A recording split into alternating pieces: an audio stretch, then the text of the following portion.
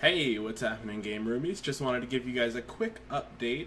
I know it's about that time of year again, and I just wanted to go ahead and confirm that yes, I will be doing live streams for the duration of the E3 press conferences. The only one kind of outstanding being Square Enix. So it is my every intention to stream for EA, Microsoft, Bethesda, Ubisoft, Sony, and Nintendo's separate presentations, whatever forms those may take. For those of you who don't know, that's going to be starting next Saturday, the 9th, and will be enduring until the 12th, which is a Tuesday. I'm very excited. I'm going to go over the stream schedule at the end of this video, and then of course I will be putting this information on mustafasgameroom.com, as well as my Facebook page and my Twitter. Now, as far as predictions go, because I know I haven't had a whole lot of time to really sit down and do a couple of elaborate prediction videos, I definitely would like to highlight some of what I think are going to be the most exciting sort of hills to climb with this year's E3. Starting with the beginning, EA's got a lot to do. I think that it would be historically bold of them to do their entire presentation this year without at least acknowledging some of the issues that took place with Battlefront 2, the loot box scenario, and everything pertaining to that, especially everything that was taking place sort of recently around that. I know everybody's really excited about the new Battlefield, and I definitely think, it looks like another solid entry in the series. I'm speaking more from a place of, if they as a company want to really stand up and have this audience and have people respect what they're going to do going forward, a really positive way to earn that respect would be to publicly acknowledge ways in which they've fallen short in the past year. I feel like that's something that would garner a lot of respect from, the gaming community. Now, another obvious kind of big thing for EA is BioWare, which is a subsidiary of them. Obviously, I know that they have Anthem, which is set to be coming out soon, and that's really exciting. That game looks awesome. It looks like almost a Western version of Xenoblade Chronicles X. A little bit more of an action focus than RPG content, but definitely seems like it's up my alley. I'm pretty interested in it. I know there's been a lot of talk about what might be kind of the next steps if they do another Dragon Age game, and then obviously Mass Effect Andromeda left people a little bit discontented, but that's fine because we live in the age of remakes and remasters, so I imagine we'll be seeing the first three games, if they haven't already, being brought up yet again in some sort of collector's edition. It's almost a necessity these days. Now, as far as Bethesda's content, we know they recently announced Fallout 76, which I believe is supposed to be some sort of online survival type game. I'm not completely sure kind of what the logistics of that are. But that'll be pretty exciting to see them they'll likely be the centerpiece of their presentation this year, similar to how they did when they announced Fallout 4 a few years back. They kind of kept that at the center of their presentation. Now, Ubisoft, thinking about kind of the biggest games that are upcoming for them, I know that The Division 2 is likely going to be another kind of center stage, high profile. So not really certain beyond that what we can expect from that. I know, obviously there's the regular stuff like, the Just Dance and who knows, maybe we'll see another Ghost Recon game, whatever else. But one thing that I find interesting for Ubisoft this year is they've now had the Mario and Rabbids game come out on the Nintendo Switch, and that game was kind of a sleeper. I myself didn't really play too much of it, but I know that it honestly was really successful. It had a pretty surprising impact, and so I'm wondering now if people are going to be flocking to Ubisoft to have them handle treasured IP and then things like that. Anything going forward, I'm comfortable with it not having the Rabbids in it, but overall it seems as though that was one of their most kind of surprising scenarios last year. Definitely kind of an interesting outcome there. And then, of course, the big three. The only one of the three that I'm not confident I know what we'll be seeing is Microsoft. I think Sony and Nintendo have been pretty open about what we can expect for their E3 presentation, and a lot of it is games that we already know exist or games that we already know are going to be coming out. And so it'll be pretty interesting to see Microsoft kind of with this clean slate, just kind of wowing everybody with, games exclusively. The Xbox One X came out recently enough where I can't imagine they'll have any hardware announcements. If they do, I feel like that could be a pretty cannibalizing scenario. But hopefully it's really just kind of centered around new unannounced titles kind of back to back consistently through the whole presentation. The last time they did that, they failed to deliver on some of the more exciting announcements. So here's hoping. I mean, Microsoft is really, really hit or miss when it comes to E3, but they've had a couple bang up years, so the past 2 years. So hopefully they're able to keep the streak. Sony is kind of in victory lap mode right now. They just had God of War come out, which everybody's already saying is probably the game of the year, and it's only we're 6 months in, so that's like a pretty big thing to have happen. The Last of Us 2 we know is going to be one of the bigger ones that we'll see from Sony this year.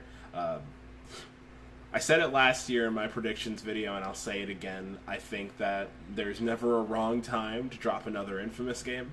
I'm super comfortable with it being some sort of standalone, separate thing. I don't think it has to be a continuation of Second Son or the original games. I think it's just that mechanically it's probably one of the most sound and creative new IP out there. Also, I know they're going to be focusing a lot on their Spider-Man game.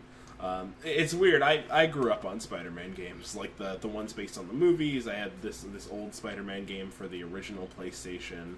I've had portable versions like the Tag Team one. I've had a lot of Spider-Man games in my day, and this one I don't know. It's not super exciting to me.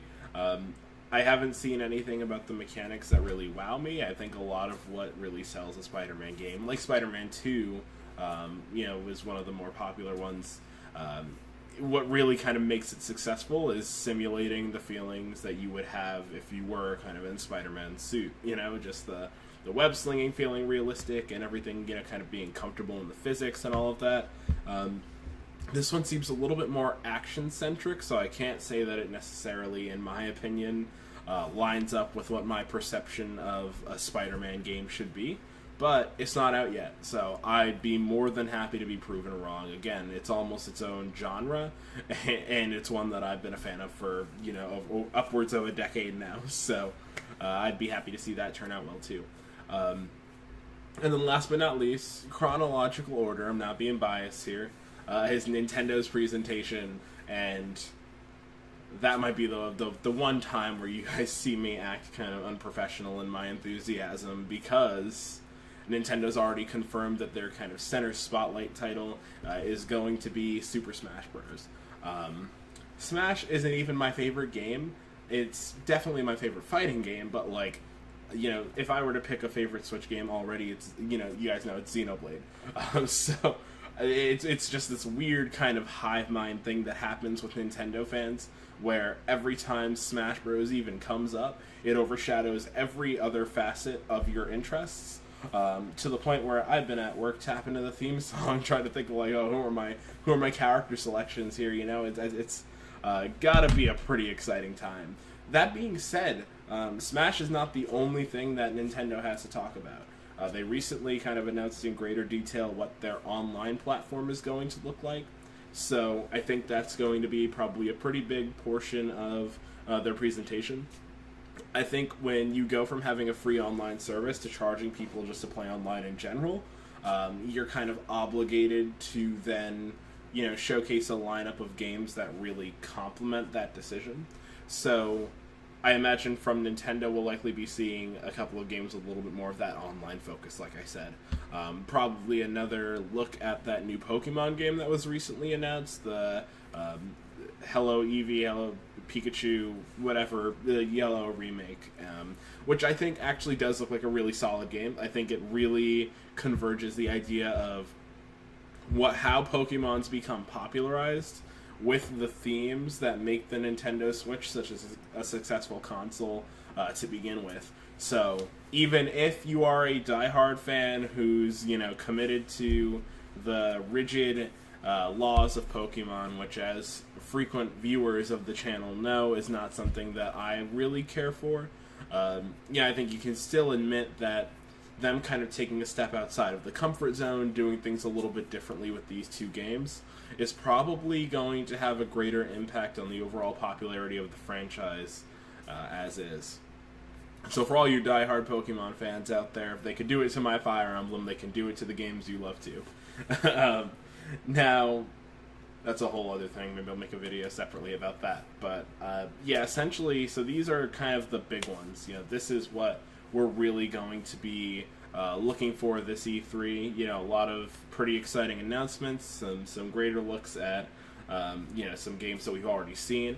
Obviously, it's really hard to sum up the entirety of what we're going to be seeing in an event as big as E3 over the course of just roughly 10 to 15 minutes. But I just wanted to take this opportunity to touch base to let you all know that I will be streaming, and then of course to provide the schedule for the streams. So, that being said, what we can expect going forward. The streams will start Saturday, June 9th.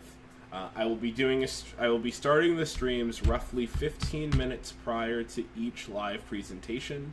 Give me a chance to kind of talk over some details with you. Still a little bit up in the air as to whether or not some of my co-commentators from the last couple of years will be joining me again. I've been in talks with some people. We're just managing schedules and things like that.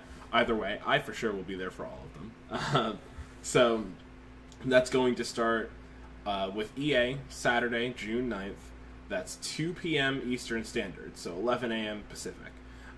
Now, as far as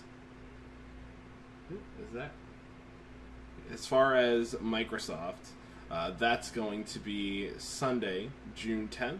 That's 4 p.m. Eastern. Now, Bethesda will be 9:30 that same night. Ubisoft will be 4 p.m. the next day. That's Monday, June 11th.